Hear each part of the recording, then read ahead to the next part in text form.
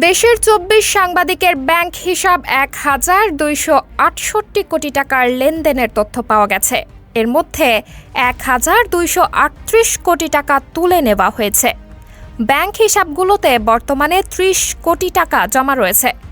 এসব সাংবাদিকদের মধ্যে দৈনিক ভোরের কাগজের সম্পাদক ও জাতীয় প্রেস ক্লাবের সাবেক সাধারণ সম্পাদক কারাবন্দী শ্যামল দত্তের ২৩টি ব্যাংক হিসাবে ১,০৪২ কোটি টাকার লেনদেন হয়েছে। দ্বিতীয় সর্বোচ্চ ৫৮ কোটি টাকা লেনদেন হয় দৈনিক কালবেলার সম্পাদক ও প্রকাশক সন্তোষ শর্মার ব্যাংক হিসাবে। দুর্নীতি দমন কমিশন এবং তথ্য ও সম্প্রচার মন্ত্রণালয় সূত্রে এই তথ্য জানা গেছে। এর আগে গত বছরের ২২ অক্টোবর ২৮ সাংবাদিকের ব্যাংক হিসাবের তথ্য আর্থিক গোয়েন্দা সংস্থা বাংলাদেশ ফাইন্যান্সিয়াল ইন্টেলিজেন্স ইউনিটের কাছে চেয়ে চিঠি দিয়েছিল তথ্য মন্ত্রণালয়। সম্প্রতি বিএফআইইউ থেকে তথ্য মন্ত্রণালয়কে তাদের মধ্যে ২৪ জনের ব্যাংক হিসাবের তথ্য প্রদান করা হয়েছে। তাদের বিষয়ে তদন্ত করে ব্যবস্থা নেওয়ার জন্য দুর্নীতি দমন কমিশনকেও চিঠি দেওয়া হয়েছে। সূত্র জানায়, শ্যামল দত্তের হিসাবে শুরু থেকে এ পর্যন্ত ১,০৪২ কোটি ৫২ লক্ষ টাকার লেনদেন হয়েছে। এর মধ্যে তার হিসাবগুলো থেকে ১,০২১ কোটি ৪০ লাখ টাকা তুলে নেওয়া হয়েছে। বর্তমানে ২১ কোটি ১১ লাখ টাকা জমা রয়েছে। বর্তমানে হত্যা মামলায় গ্রেপ্তার হয়ে তিনি কারাগারে রয়েছেন। দ্বিতীয় সর্বোচ্চ লেনদেনের তথ্য পাওয়া গেছে দৈনিক কালবেলার সম্পাদক ও প্রকাশক সন্তোষ শর্মার ব্যাংক হিসাবে। তার ৯টি ব্যাংক হিসাবে ৫৮ কোটি ৪৬ লাখ টাকার লেনদেন হয়েছে। তার মধ্যে ৫৭ কোটি ৯৩ লাখ টাকা তুলে নেওয়া হয়েছে। বর্তমানে হিসাবগুলোতে জমা রয়েছে ৯০ লাখ টাকা। সমকালের সাবেক সম্পাদক আলমগীর হোসেনের নামে ২৫টি ব্যাংক হিসাব রয়েছে। এসব হিসাবে ৩১ কোটি ৯৭ লাখ টাকার লেনদেন হয়েছে। এর মধ্যে ৩১ কোটি টাকা তুলে নেওয়া হয়েছে। এখন জমা রয়েছে ১১,৭৩,০০০ টাকা। বৈশাখী টেলিভিশনের সাবেক হেড অব নিউজ অশোক চৌধুরীর ব্যাংক হিসাবেও বিপুল পরিমাণ অর্থের লেনদেনের তথ্য পাওয়া গেছে। তার ১৩টি ব্যাংক হিসাবে ২৪ কোটি টাকার লেনদেনের তথ্য পাওয়া গেছে। সেখান থেকে প্রায় পুরোটাই সরিয়ে নেওয়া হয়েছে। বর্তমানে স্থিতি রয়েছে ৪,৬১,০০০ টাকা। বাংলা ইনসাইডারের প্রধান সম্পাদক সৈয়দ বোরহান কবিরের ৫৭ ব্যাংক হিসাবে ১৮ কোটি ৫৭ লাখ টাকা জমা করা হয়। এসব হিসাব থেকে ১৭ কোটি ৪৬ লাখ টাকা তুলে নেওয়া হয়েছে। বর্তমানে হিসাবগুলোতে জমা আছে ১ কোটি ১০ লাখ টাকা। বাংলাদেশ প্রতিদিনের সাবেক সম্পাদক নঈম নিজামের ২২টি ব্যাংক অ্যাকাউন্টে ১৬ কোটি ৭৬ লাখ টাকা জমা হওয়ার তথ্য পাওয়া গেছে। এসব হিসাব থেকে ১৩ কোটি টাকা তুলে নেওয়া হয়েছে। এখনও তার হিসাবগুলোতে ৩ কোটি ৫২ লাখ টাকা রয়েছে। নঈম নিজামের স্ত্রী ফরিদা ইয়াসমিনের ১৭টি ব্যাংক হিসাবের তথ্য পাওয়া গেছে। তার হিসাবগুলোতে ১০ কোটি টাকা জমা হয়। এর মধ্যে ৯ কোটি ৬৪ লাখ টাকা তুলে নেওয়া হয়েছে। বর্তমানে হিসাবগুলোতে স্থিতি ৫৮ লাখ টাকা রয়েছে।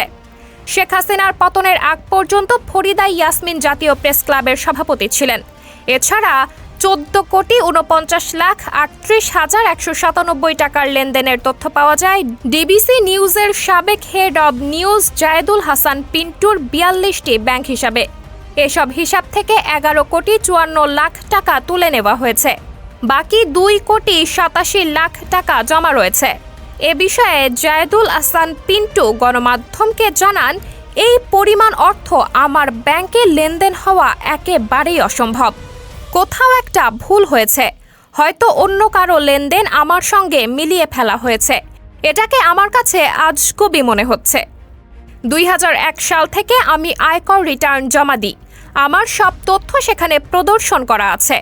আমার ৫টি ব্যাংক হিসাব রয়েছে। তাতে শুরু থেকে এ পর্যন্ত ৩.৫ কোটি টাকার বেশি লেনদেন হওয়ার কথা নয়। আর ব্যাংকে যে পরিমাণ টাকার কথা বলা হয়েছে সেটাও কোনোভাবেই সম্ভব নয়।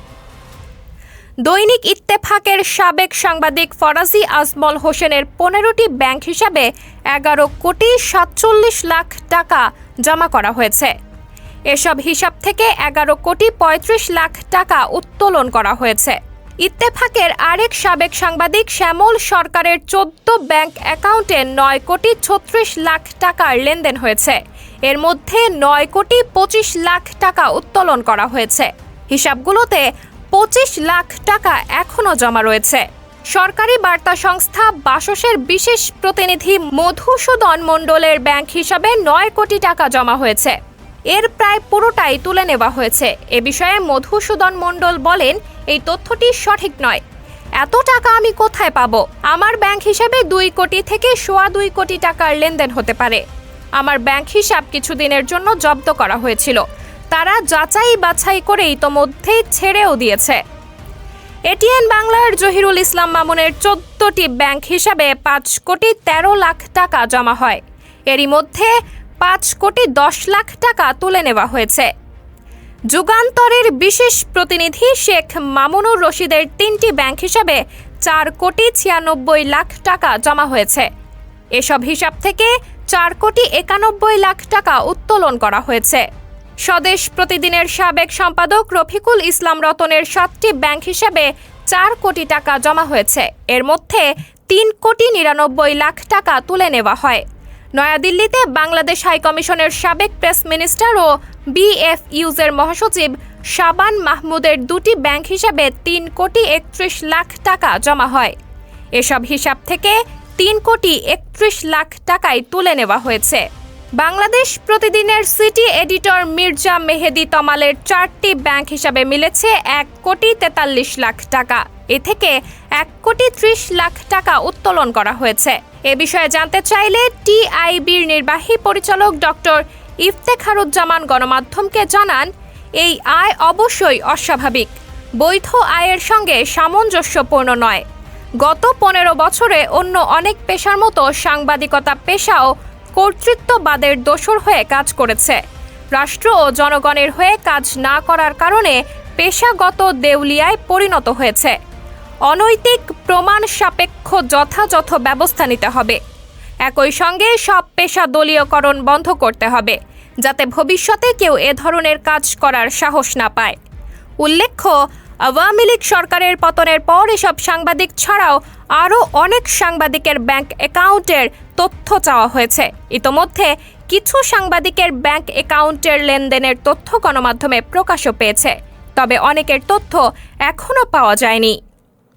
সাবরিনা জলিল, সবার কথা।